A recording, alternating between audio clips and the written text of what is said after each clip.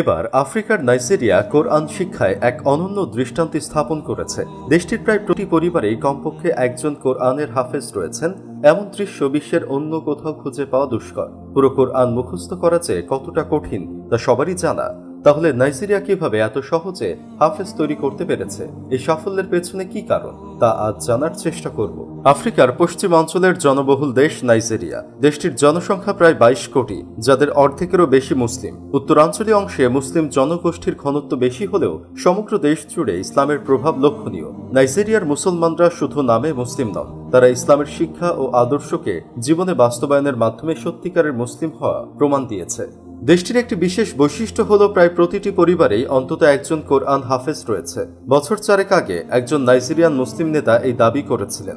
আফ্রিকার এই বিশাল দেশে কোরআন হাফেজের প্রতি এত ব্যাপক আগ্রহ ও সাফল্য অর্জন অন্যদের জন্য অনুপ্রেরণার উৎস। নাইজেরিয়ার মুসলিম সম্প্রদায়ের এই অর্জন ইসলামের শিক্ষা ও সংস্কৃতির প্রতি তাদের অগাধ ভালোবাসারই প্রমাণ।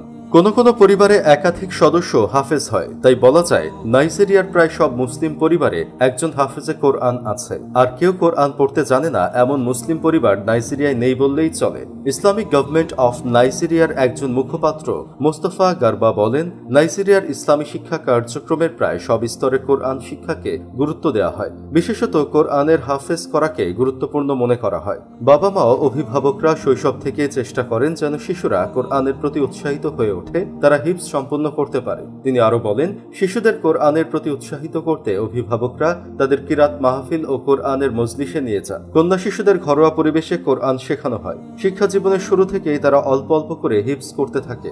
মোস্তফা গারবারের মতে দিনের শিক্ষা প্রতিষ্ঠানের সহজলভ্যতা কোরআনের শিক্ষাকে উৎসাহিত করেছে। শিক্ষা প্রতিষ্ঠানগুলো শিশুদেরকে কোরআনের হিফজ করতে উৎসাহিত করে, ফলে তাদের মধ্যে প্রতিযোগিতা তৈরি হয় এবং অল্প সময়ের মধ্যে হিফজ শেষ করতে পারে। এছাড়া স্থানীয় আন্তর্জাতিক প্রতিযোগিতাগুলো শিশুদের মনে আগ্রহ তৈরি করে। নাইজেরিয়ার শিশু থেকে যুবক বয়সীদের জন্য অসংখ্য কোরআন হিফজের প্রতিযোগিতা হয়ে থাকে। নিজের অভিজ্ঞতা তুলে ধরে তিনি বলেন, 7 বছর বয়সে কোরআনে কারিম হাতে নিয়েছেন এবং সাধারণ পাঠশালার পাশাপাশি মাত্র 12 বছর বয়সে হিফজ সম্পন্ন করার সৌভাগ্য অর্জন করেন। কোরআনের উচ্চতর জ্ঞান চর্চায় নাইজেরিয়ার বিশ্ববিদ্যালয়গুলো বিশেষ ভূমিকা রয়েছে, দাবি মোস্তফা গারবার। দেশটিতে কোরআনের হাফেজ বানানোর এই প্রক্রিয়া কতটা গুরুত্বের সাথে দেখা হয় তার অন্যতম উদাহরণ হিসেবে বলা যেতে পারে মোহাম্মদ শামসুদ্দিন আলিওর নাম।